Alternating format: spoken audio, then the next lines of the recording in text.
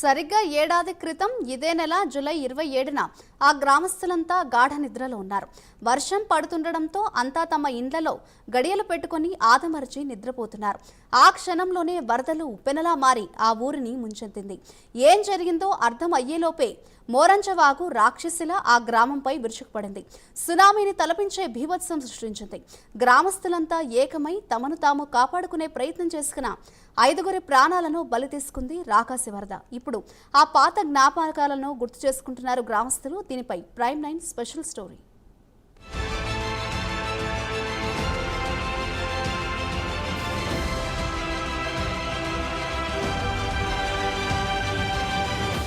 గత సంవత్సరం జూలై 27వ తేదీ ఉదయం 4 గంటలకు వరద నీరు భూపాలపల్లి జిల్లాలోని మొరాంచపల్లి గ్రామాన్ని ముంచెత్తింది.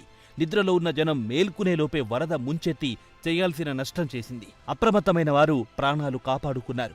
వరదలో చిక్కుకున్న మరికొందరిని రెస్క్యూ టీంలు కాపాడాయి. ఆ వరద నీటికి వేల ఎకరాలు నీట మునిగాయి. చాలా పశువులు మృత్యువాత పడ్డాయి. ఇక మొరాంచపల్లి గ్రామం రూపురేఖలు లేకుండా తయారయ్యింది. ఇప్పటికీ ఆ గ్రామ ప్రజల్ని కదిలిస్తే కన్నీళ్లతోనే ఆ రోజు జరిగిన ఘోరాన్ని గుర్తు చేసుకుంటారు.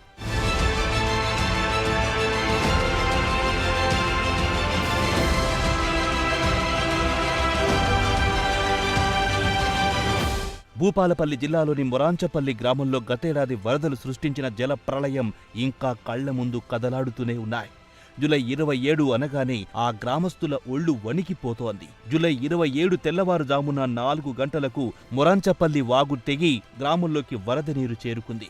ఎటు చూసినా వరద నీళ్లు. ప్రాణాలు కాపాడుకోవడానికి గ్రామస్తులు చేసిన ఆర్తనాదాలు ఇంకా అక్కడి గ్రామస్తుల చెవులకు వినిపిస్తూనే ఉన్నాయి.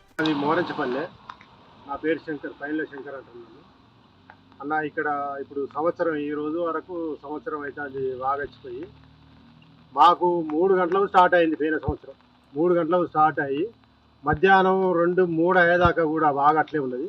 ఆ వాగచ్చే టైంలో కరెంటు పోయిందని మేము బయటికి వెళ్ళేసరికి మాకు సజ్జల మట్టం నీళ్ళు అప్పుడు జరిగింది. అప్పుడు మేము బయటికి వెళ్ళి చూసే వరకు మేము ఆ కరెంటు పోయిందని బయటికి వచ్చిన వాళ్ళకు 2 ముసలోళ్ళు మొత్తుకుంటా కొట్టుకుంటా వత్తాళ్ళు. ఎట్లా ఏం కథ శంకరు అని పిలుచుకుంటా వస్తే వాళ్ళ పేరు గొర్రె ఓదిరెడ్డి వజ్రమ్మ.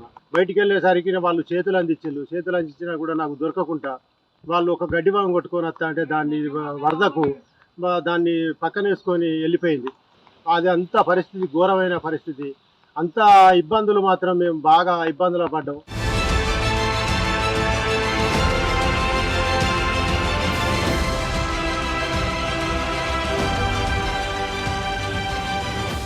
వరదల తాకిడికి కొన్ని ఇండ్లు కూలిపోగా మరికొన్ని స్వల్పంగా దెబ్బతిన్నాయి. వరదలో గొర్రె ఓదిరెడ్డి, గొర్రె వజ్రమ్మ, గంగిడి సరోజన, గడ్డం మహాలక్ష్మి వరదల్లో కొట్టుకుపోయి మృత్యువాత పడ్డారు.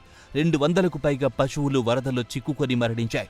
గణపతి సముద్రానికి మత్తడి పడడం, మొరాంచపల్లి వాగుకు ఎగువన ఉన్న ధర్మరావుపేట, కర్కపల్లి, వెంకటాపురం, కొత్తపల్లి గ్రామాల చెరువులు తెగడంతో మొరాంచపల్లి వాగుకు సునామీల వరద పోటెత్తింది. ఇంతో మొరాంచపల్లి గ్రామాన్ని వాయువేగంతో వరద చుట్టేసి 5గురిని పొట్టన పెట్టుకుంది.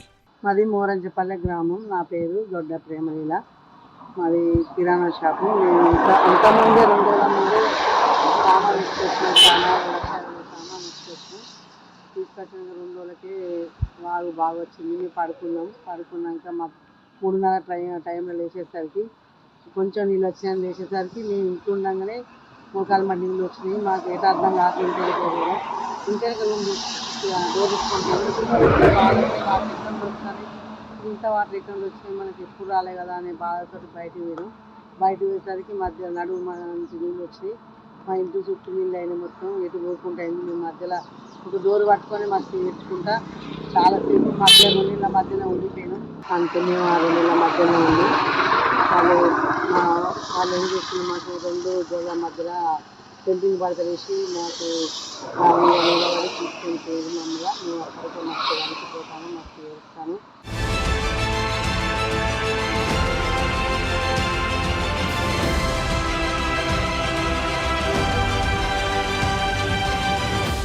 వరదలో మృతి చెందిన కుటుంబాలు ఇంకా ఆ విషాదాన్ని తలుచుకొని విలపిస్తున్నారు.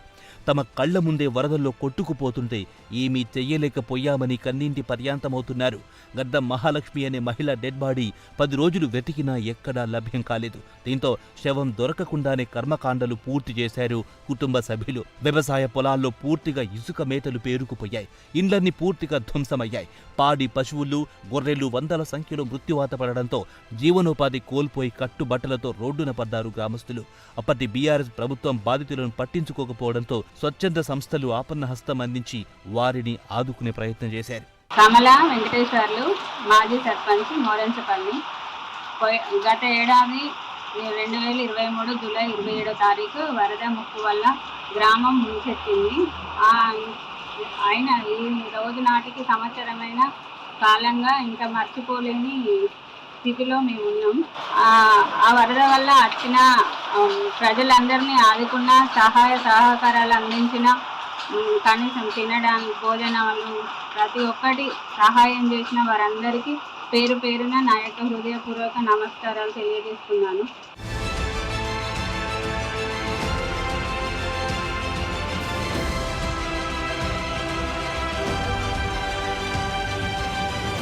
గతేడాది వరదలు మిగిల్చిన విషాదం మరోసారి రావద్దని గ్రామస్తులు కోరుకుంటున్నారు.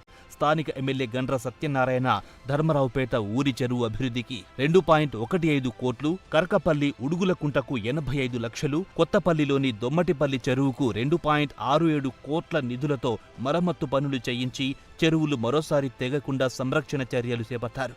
ప్రభుత్వాలు ఎన్ని చేసినా మొరంచాపల్లి గ్రామస్తుల కన్నీళ్లను తుడవకపోవచ్చు. కానీ మరోసారి అలాంటి దారుణ సంఘటనలు జరగకుండా కాపాడే ప్రయత్నాలు చేయొచ్చు. వర్షాలు మొదలవగానే అన్ని శాఖల అధికారులను అప్రమత్తం చేసి లోతట్టు ప్రాంతాలపై ప్రత్యేక పర్యవేక్షణ కొనసాగిస్తుంది. ప్రభుత్వ యంత్రాంగం, అధికారులు అప్రమత్తంగా ఉండి మొరంచాపల్లికి మరోసారి జల ప్రళయం రాకుండా ఉండాలని కోరుకుందాం.